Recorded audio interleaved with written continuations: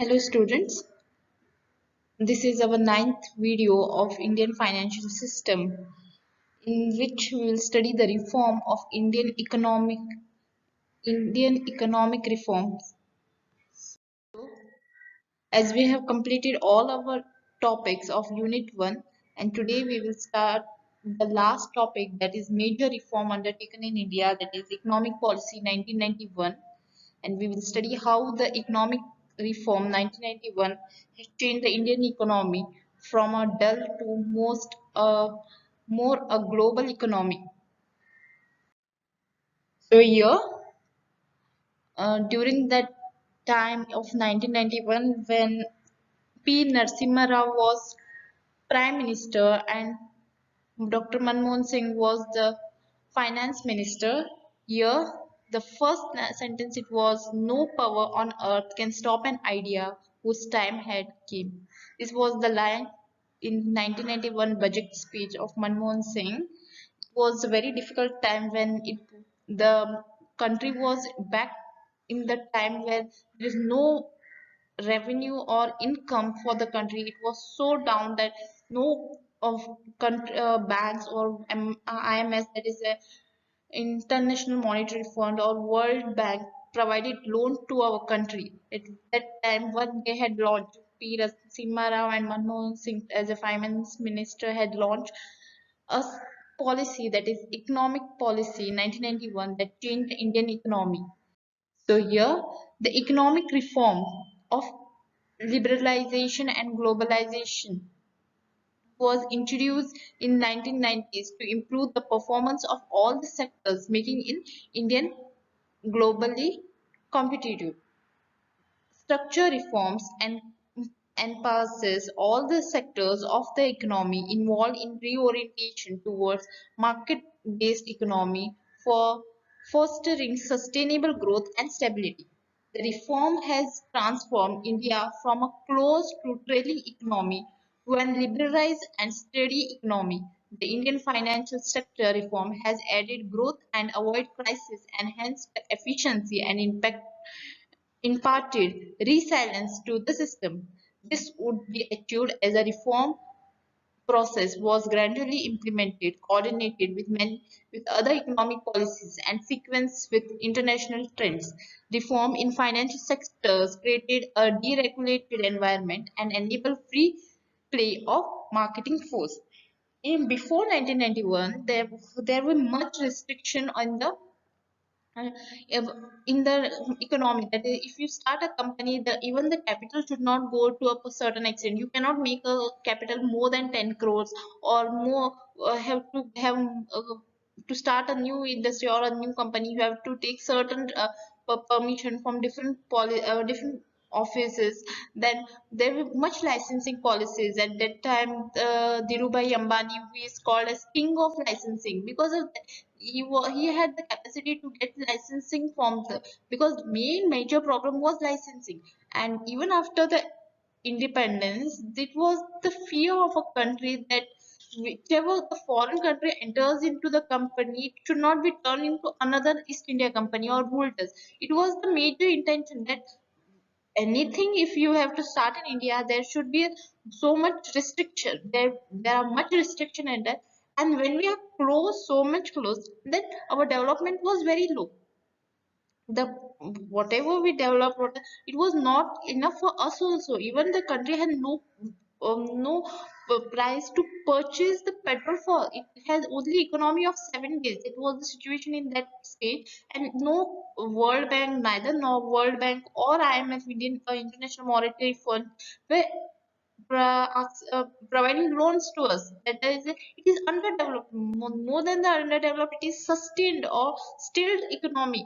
We are considered as a stilled economy because we are so close to that we cannot. We are not in the international market where the international shares are there. No foreign direct investment. So the economic was getting down and rupee was getting devalued. India's transformation. India transferred the economic policy reform. The reform was made under Narasimha Rao was a political architect, then Manmohan Singh as an intellectual and economic framework, and A.N. Verma, that is implementation and execution. in 1991. These were the main bodies working for this policy. The head of the department, that is PM Narasimha Rao. That even Manmohan Singh, the intellectual, the idea he brought up with LPG, it was a great in economic policy reform 1991.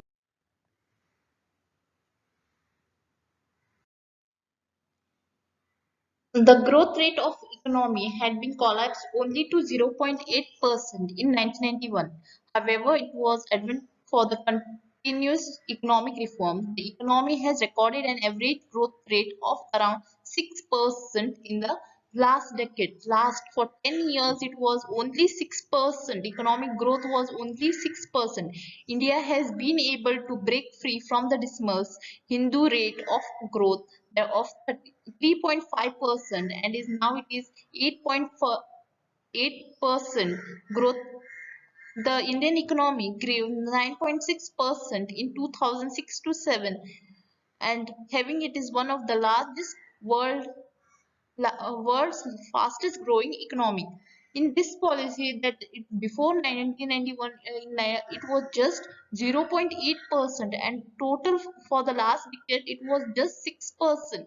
India has been able to break free because see, if this how there is cartoon image that is showing that Narasimha Rao, the Indian economic policy, and how to make the Indian rupee function in the foreign market. Even the IMF, World Bank had not agreed, criticized.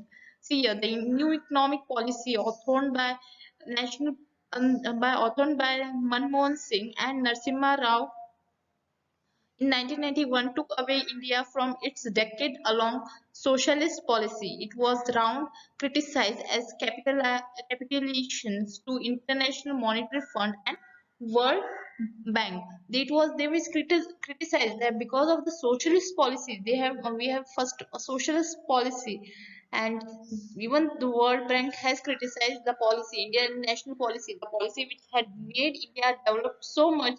It was at one time it was criticized. See, here Narasimha Rao said, if anyone asks, just say nobody twisted our arms, we twisted them ourselves, because they were tight in the situation that economy don't your function was so low, even that most of the policies, the licensing raj, strict restrictions in the market, no foreign investment, that was a problem in which the economy was going backward in 1991. So even in 1948, the revolution divided Indian industries into four categories. Because of the most time, that is 15 industrial policies, that is India's economic and state monopolies that were of arms, atomic energies, railway department, and mixed economy that was coal, iron and steel, aircraft manufacturing, shipping, then telephone and telegram manufacturing, then mineral oil, then government control, that was 18 industries of national importance which were not directly controlled but were under the control of government, that was just like automobiles, heavy chemicals, uh, even the heavy machineries, tools, fertilizers, sugar, paper, cement, and cotton, etc. And private sector which were not included in other sectors that were in the private sectors.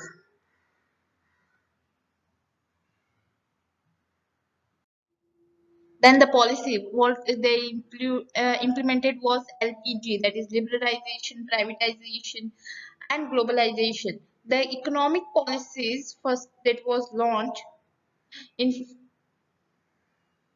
had direct control by the government, but now they have been liberalized and privatized public sector into private sector and globalization. That is why were recognizing the Indian market.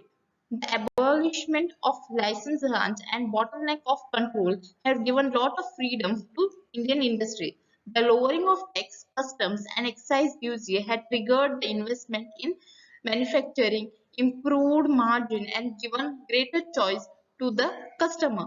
The host of the foreign players had entered the manufacturing sector, leading to a significant increase in the competition. The economic fundamentals are improving. The export are increasing, and India is destination of software service and business process outsourcing.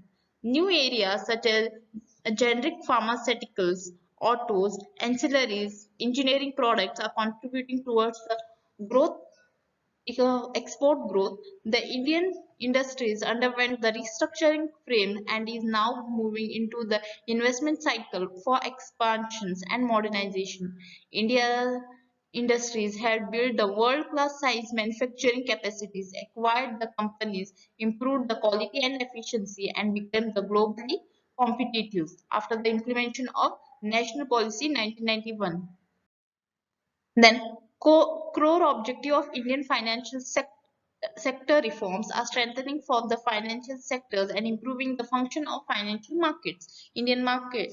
Financial markets. The Indian stock market are one of the most existing and vibrant market of the world.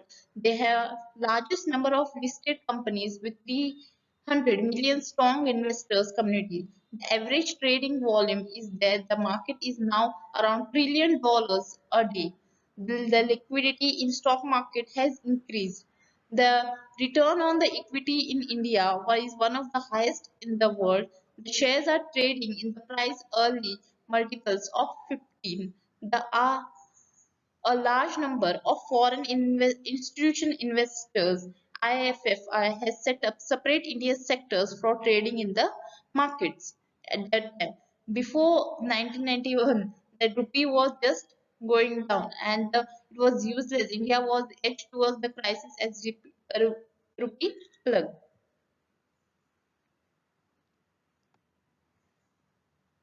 The Indian financial markets, where they today they are India's financial market is called as most vibrant market in the world. The largest number of listed companies with the 300 million investors.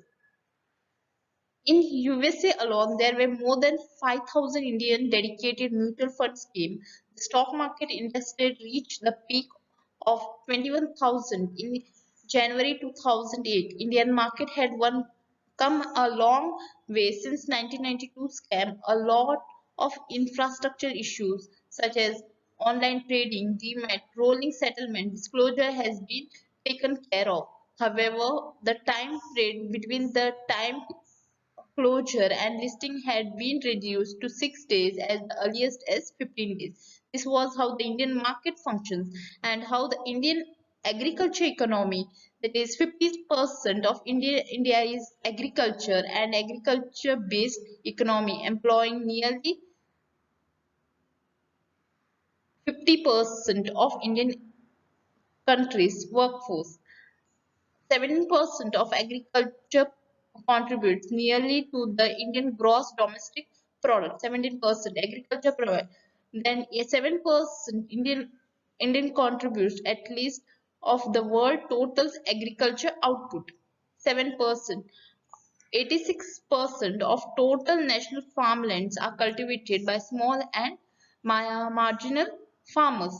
This was the agriculture economy in India. Then Indian financial sectors is integrated with that of the rest of the world. The interest had rate had been freed, the statutory provisions had been reduced, and prudential norms had been strengthened for players in the financial sector. The reform had altered the organization structure, ownership pattern, and domain of operation of financial institution and influence greater competition. The regulators came up in telecom, power, hydrocarbons, and insurance, and to oversee the competition. The RBI acquired autonomy beyond the remit of its status. The Indian information technology, IT industries, and IT-enabled industries, along with the telecom revolutions, had made the Indian growth story a illustration. IT and most IT sectors are now it was started because of most of the time because of globalization that it had turned the India as the market of IT sectors, achieving an average growth of 4.1% per annum in the first 3 decades of the independence compared to 0.3% in last 3 years and half a decade. Even in half year only, if we compare 3 decades, it was 4.1%, and in the half year it has reached to 6.3% in last 3 years and a half a decade. The source of new growth has been rooted as the spread of construction, township, urban development, IT parks, commercial centers, and other service sectors activities. Much of this had been happened in around urban and semi-urban areas. Next, the impact of deeper reforms of 1990s took the time to materialize, which is the best reflect from the fact of growth rate of economy in 13 years, that is 2003 for 2015-16 average, that is 7.7%, much higher than achieved in the pre-reform period, and despite two external shock, the financial crisis in 2008 and Eurozone crisis in 2011. This spread when poverty fell much faster from 2004 to 2011-12 than the earlier period. It was because of the policy, even the poverty also falls. Then 7.7%, which was higher than the achieved in the reform period. Despite of two external shock crisis, there was crisis also in 2008 also, and even Eurozone crisis in 2011. It was just a see the economy was on the bed of hospital bed, and they just injected a policy. So numbers tell the stories. Then GDP, how it was around 10.8 lakhs, now it is 135.7 lakh crores. Then see how they increase GDP growth 1.1 to 7.1. Urban household 40,418, that has increased. See the increase rate, how much percent they had a consumer expenditure. It was 68. Now it is 6. In 2016, it was 63. This whether the middle class household, that is 58. Then now in 2016, just by implementation of one policy, it had changed the economic face of India in the global market. With this, we will end our today's video, that is National Economic 1991. Hope you like the video, and we have completed our first unit of financial market and institution. From the next video, we will start our second chapter, that is financial market. Thank you.